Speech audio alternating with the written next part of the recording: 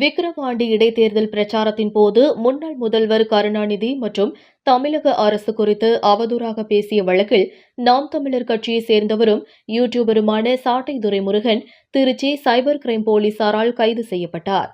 நாம் தமிழர் கட்சியின் நிர்வாகி சாட்டை துரைமுருகன் தமிழக முன்னாள் முதல்வர் கருணாநிதி மற்றும் நடிகை குஷ்பு குறித்து சமூக வலைதளங்களில் அவதூறு பரப்பியதாக தஞ்சாவூர் போலீசாரால் கடந்த 2021ஆம் ஆண்டு கைது செய்யப்பட்டார்.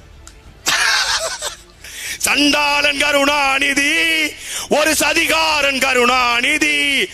இனிமேல் யார் குறித்தும் அவதூறு பரப்பக்கூடாது என்ற நிபந்தனையுடன் இவருக்கு உயர்நீதிமன்ற மதுரை கிளை ஜாமீன் வழங்கியிருந்தது. அடுத்த சில நாட்களில் குமரி மாவட்டத்தில் நடந்த ஆர்ப்பாட்டத்தில் தமிழக முதல்வர் ஸ்டாலின் குறித்து அவதூறாக பேசியதாக மீண்டும் கைது செய்யப்பட்டார். அதிலிருந்தும் ஜாமீன் பெற்றார். தொடர்ந்து விக்கிரவாண்டி இடைத்தேர்தல் பிரச்சாரம் கடந்த 8ஆம் தேதியுடன் முடிவடைந்தது. இடைத்தேர்தலில் இறுதிக்கட்ட பிரச்சாரத்தின் போது நாம் தமிழர் கட்சி வேட்பாளர் அபிநயாவை ஆதரித்து பிரச்சாரம் மேற்கொண்டார். அப்போது திமுக தலைவர்கள் குறித்து, குறிப்பாக மறைந்த முன்னாள் முதல்வர் கருணாநிதி தொடர்பாக சர்ச்சைக்குரிய வகையில் பேசியதாக சொல்லப்படுகிறது. இது தொடர்பாக புகார் அளிக்கப்பட்டதன்படி திருச்சி சைபர் கிரைம் போலீசார் வழக்கு பதிந்து விசாரித்து வந்தனர்.